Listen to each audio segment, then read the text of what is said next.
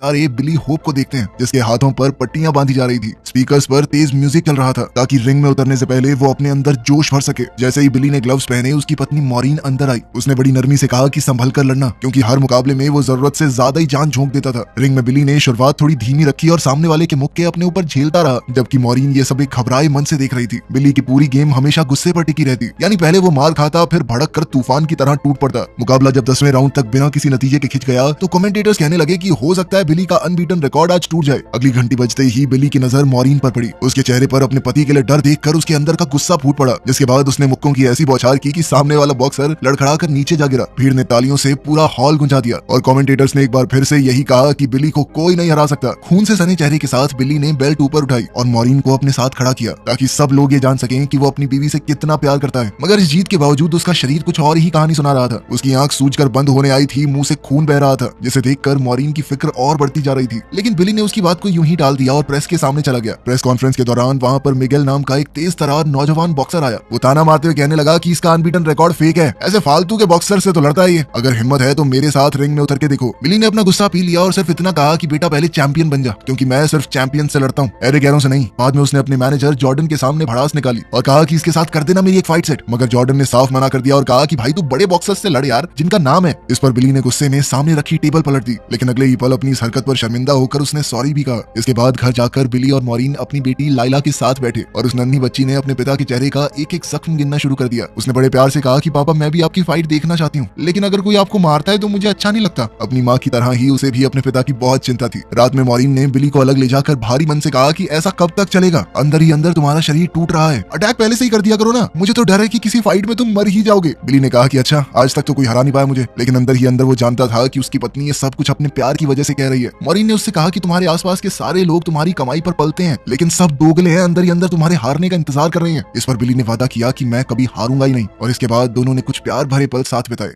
अगली सुबह लाइला ट्रैम्पोलिन पर खेल रही थी, जबकि मॉरीन आराम से धूप सेक रही थी। तभी जॉर्डन ने आकर एक नए कॉन्ट्रैक्ट की बात छेड़ दी। मॉरीन ने गुस्से में उसे डांटते हुए कहा कि सिर्फ पैसों से मतलब है क्या तुम्हें, बिली की सेहत की कोई चिंता नहीं। उसने सीधे सीधे मना कर दिया। उधर बिली ने उठते ही अपनी महंगी महंगी घड़ियां अपने कुछ दोस्तों में बांट दी, एक तरह से अपनी जीत का जश्न मनाते हुए। बाहर आकर उसने कॉन्ट्रैक्ट वाली बात सुनी, लेकिन बीच में पढ़ने की बजाय उसने कहा कि जो मॉरीन कहेगी वैसा ही होगा। उसी शाम पूरा परिवार एक क्लब में हो रहे चैरिटी इवेंट के लिए तैयार हुआ। बिली थोड़ा घबरा रहा था, क्योंकि उसे इतने सारे लोगों के सामने बोलने में बहुत झिझक होती थी। जब उसकी बोलने की बारी आई तो बिली ने अपने पेज एक तरफ रख दिए और सीधा दिल से बोलना शुरू किया। उसने सीधा कहा कि तुम लोगों के सामने ये स्पीच देना इससे आसान तो मुक्के खाना है मेरे लिए। फिर उसने कहा कि मैं और मॉरीन दोनों अनाथ थे, अगर आप जैसे लोग अपना पैसा हमारे जैसों के लिए साझा न करते तो आज मैं यहाँ नहीं होता जहाँ खड़ा हूँ। साथ ही उसने मॉरीन का शुक्रिया अदा किया कि तुम्हारे बिना मैं यहाँ तक कभी ना पहुंच पाता। उसकी सच्चाई ने सभी लोगों का दिल छू लिया, यहाँ तक कि मिगेल भी चुपचाप इज्जत भरी नजरों से उसे देख रहा था। इवेंट से बाहर निकलते वक्त बिली और मॉरीन का सामना फिर से मिगेल से हुआ, जिसने बिली को उकसाते हुए कहा कि अपनी बीवी के इशारों पे चलता है तू, वही डिसाइड करती है ना तू किससे लड़ेगा किससे नहीं। मॉरीन ने कोशिश की कि वो बिली के गुस्से को कंट्रोल कर पाए, मगर इस बार बिली रुका नहीं। उसने आगे बढ़कर मिगेल को मुक्का दे मारा और देखते ही देखते दोनों तरफ के लोग आपस में भिड़ गए। इसी लड़ाई में अचानक से एक गोली चल गई जो सीधा मॉरीन को जा लगी। इससे मिगेल भी संग रह गया, क्योंकि गोली उसके अपने भाई हेक्टर ने चलाई थी और घबराहट में मिगेल ने वो हथियार उठाकर छुपा दिया, जिसके बाद वो हेक्टर के साथ तुरंत वहां से निकल गया। बिली अपनी पत्नी को गोद में लिए जमीन पर बैठ गया, मगर उसकी सांसें धीरे धीरे थमती गई और मॉरीन ने उसकी बाहों में ही दम तोड़ दिया। सुबह होते होते बिली पूरी तरह टूट चुका था। पुलिस वाले बैकग्राउंड में कुछ बोल रहे थे, मगर उसके कानों तक कोई आवाज नहीं पहुंची। वो बस एक जगह बैठा आंसू बहाता रहा। पुलिस वालों ने बताया कि जिस हथियार से गोली चली है वो गैर कानूनी अनरजिस्टर्ड वेपन है। फिर उन्होंने उसे एक कार्ड थमाकर कहा कि कुछ भी याद आए तो फोन करके जरूर बताना। अपनी पत्नी को खोने के बाद अब उसके लिए ये कुछ भी मायने नहीं रखता था। कुछ देर कम मनाने के बाद बिली ने अब अपनी बंदूक उठाई, उसमें गोलियां भरी और बदला लेने के इरादे से मिगेल और हेक्टर की तलाश में निकल पड़ा। बाहर उसे अपना वफादार दोस्त जॉन खड़ा मिला, जिसके चेहरे पर गिल्ट साफ दिख रही थी। उसने मॉरीन को ना बचा पाने के लिए माफी मांगी, मगर गुस्से में अंधे बिली ने उसी पर बंदूक तान दी। जॉन बस रोता हुआ माफी मांगता रहा। बिली ने किसी तरह अपने गुस्से को शांत करते हुए कहा कि चला जाए यहाँ से, अब जो करना है मैं करूंगा। इसके बाद बिली सीधा हेक्टर के फ्लैट पर पहुंचा, जहाँ हेक्टर की बजाय उसकी नशे में धुत बीवी मिली। दरवाजा खुलवाने के लिए उसने कहा कि मैं कुछ पैसे देने आया हूँ, और फिर तुरंत उस औरत पर बंदूक तान दी। मगर जैसे ही उसने कमरे में मौजूद बच्चों को देखा तो उसका गुस्सा पिघल गया। उसने अपना हथियार नीचे किया और वहां से निकल पड़ा। कई महीने बीते और अब बिली के पैसे खत्म होने लगे थे। उसके सीए ने बताया कि गन वाली केस की भारी फीस और प्रॉपर्टी के चढ़ते टैक्सेस ने उसका ज्यादातर पैसा निगल लिया है। मगर बिली ने सच्चाई समझने की बजाय उसी पर चोरी का इल्जाम लगा दिया। अभी जॉर्डन ने बीच में आकर सीए को किसी तरह बाहर निकाला और फौरन वही नया कॉन्ट्रैक्ट आगे बढ़ा दिया,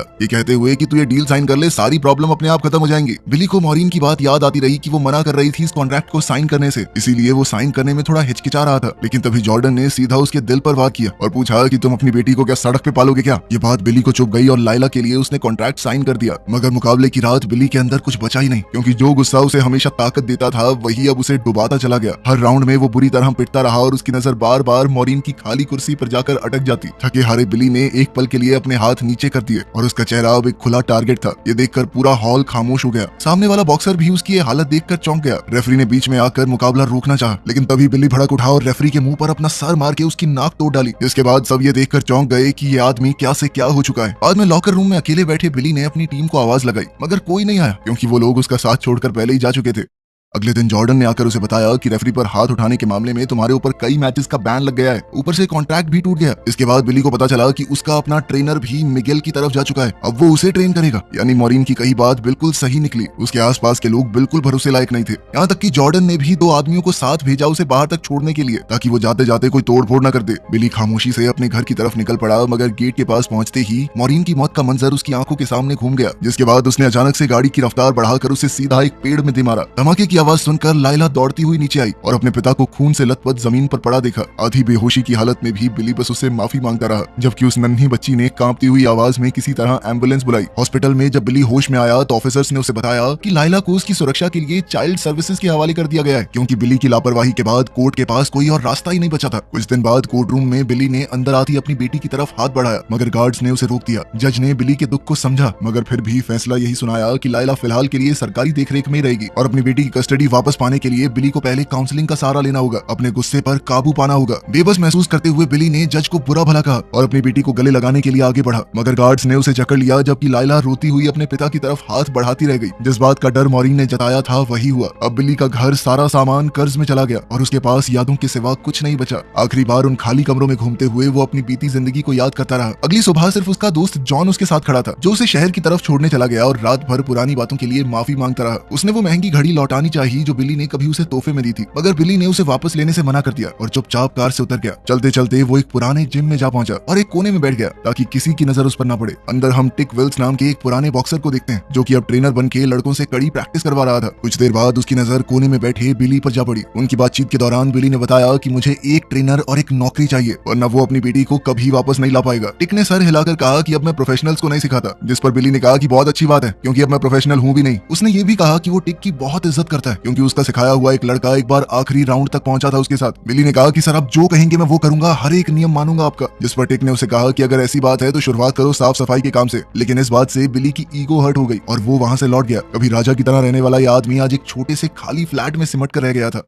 अगले दिन बिली चाइल्ड केयर सर्विसेज के दफ्तर में पहुंचा, जहां उसकी मुलाकात सोशल वर्कर एंजेला से हुई। एंजेला ने सीधे तौर पर उससे पूछा कि तुम रह कहां पर रहे हो और काम क्या करते हो आजकल। बिली ने झूठ कह दिया कि वो टिक के जिम में काम करता है। फिर उसने गिड़गिड़ाते हुए अपनी बेटी से मिलने की इजाजत मांगी। काफी मिन्नतों के बाद आखिरकार एंजेला मान गई, मगर उस मुलाकात से उसे सुकून नाम की कोई चीज नहीं मिली। लाइला उसके सामने बिल्कुल ठंडे मन से बैठी रही और दूरी बनाए रखी। फिर उसने अपने पिता की आंखों में देखकर कह दिया कि सब कुछ आपने ही खराब किया है। बिली इसका जवाब भी दे पाता उससे पहले ही लाइला ने एंजेला को बुला लिया और उठकर वहां से चली गई, जिससे उसके पिता और ज्यादा टूट गए। पूरी तरह टूट चुका बिली टिक के जिम में लौटा और साफ सफाई का काम भी कबूल कर लिया। ये काम भले ही छोटा हो, फिर भी शुरुआत तो हो गई, क्योंकि पहली बार उसने ये मान लिया कि उसे दोबारा जीरो से ही खड़ा होना पड़ेगा। झाड़ू लगाते और सामान साफ करते हुए उसकी दोस्ती जिम में आने वाले एक लड़के हॉपी से हो गई। हॉपी भी एक दिन एक बड़ा बॉक्सर बनने के सपने देखता था। कुछ दिन बाद वो दोबारा चाइल्ड सर्विसेज के ऑफिस में गया, मगर उसे बताया गया कि लाइला अभी उससे मिलना नहीं चाहती। एंजेला ने उसे प्यार से समझाया कि बच्ची को थोड़ा वक्त दो। कुछ ही समय में उसने अपनी माँ और बाप दोनों को खो दिया है। अपनी खुद की बेटी से ठुकरा दिए जाने का बोझ उठाए हुए बिली अब एक बार में पहुंचा, जहाँ टिक बैठकर मिगेल का एक लाइव मुकाबला देख रहा था। बिली की बेचैनी देखते हुए टिक ने सीधा कहा कि आगे का प्लान क्या है तुम्हारा। जिस पर बिली ने कहा कि मैं दोबारा लड़ूंगा और अपनी बेटी को घर वापस ला के रहूंगा। इस पर टिक ने उससे सीधे तौर पर कहा कि तू बदलने के लिए कब तैयार होगा। मगर इस बात की गहराई समझे बिना ही बिली भड़क कर वहां से बाहर चला गया। लेकिन अब वो इस सच्चाई से लड़ते हुए खुद भी थक चुका था। कुछ देर बाद वो वापस आया और माफी मांगते हुए सच कबूल किया कि उसके पास अब कोई प्लान नहीं है। इतने सालों से उसे बस मॉरीन ने ही संभाल रखा था। अब उसके जाने के बाद मेरी खुद की बेटी मुझसे मिलना नहीं चाहती। टिक ने चुपचाप सब कुछ सुना, फिर याद दिलाया कि दुख अकेले तुम्हारा नहीं है, उस लड़की ने भी अपनी माँ को खोया है, इसलिए बिली को सिर्फ अपनी तकलीफ के बारे में सोचना छोड़कर अपनी बेटी के पर्सपेक्टिव से भी सोचना चाहिए। उस दिन के बाद से दोनों की नजदीकियां बढ़ने लगी। बिली रोज जिम पहुंचता, टिक के बताए हर एक तरीके पर चलता। अपनी डिफेंसिव टेक्निक्स के लिए मशहूर उस बूढ़े ट्रेनर ने बिली को सिखाना शुरू किया। पहली बार बिली बिना किसी जिद के ये मानकर कि उसे कुछ नहीं आता, सब्र के साथ सब कुछ सीखने लगा। धीरे धीरे रिंग के बाहर की जिंदगी में भी बदलाव दिखने लगा, क्योंकि कई नाकाम कोशिशों के बाद आखिरकार लायला मिलने के लिए तैयार हो गई। साथ ही उसने पढ़ाई में भी बिली से मदद मांगी, मगर असल बात होमवर्क की नहीं थी। वो बस ये देखना चाहती थी कि उसका बाप बदलने की कोशिश कर भी रहा है या नहीं। और इस बार बिली ने बड़े प्यार से उसकी हर एक बात सुनी। 30 दिन बाद कोर्ट ने उसकी तरक्की देखी और जज ने उसकी मेहनत को सराहा भी, लेकिन फिर भी यही फैसला सुनाया कि लायला बस कुछ वक्त के लिए और ऐसे ही रहेगी, क्योंकि बिली को पूरी तरह अपने पैरों पर खड़ा होने के लिए थोड़ा और वक्त चाहिए। मायूसी के बावजूद बिली ने यह फैसला चुपचाप मान लिया। उस रात बिली फिर से उसी बार में टिक से मिला। उनकी बातचीत के दौरान बिली ने मजाक में टिक की धुंधली आंख का जिक्र किया और कहा कि तुझे तो दुनिया दो तरह से दिखती होगी ना, कहीं पे धूप कहीं पे छांव। तब टिक ने सच बताया कि सालों पहले एक लड़का था, मैं उसे हमेशा हरा देता था, लेकिन एक दिन उसी के एक मुक्के ने मेरी आंख फोड़ दी और वहीं से मेरा पूरा करियर खत्म हो गया। एक पल की लापरवाही ने मुझसे सब कुछ छीन लिया, मगर इसी गलती ने मुझे जिंदगी का सबसे बड़ा सबक दिया कि लड़ाई में अपना बचाव करना सबसे ज्यादा जरूरी है।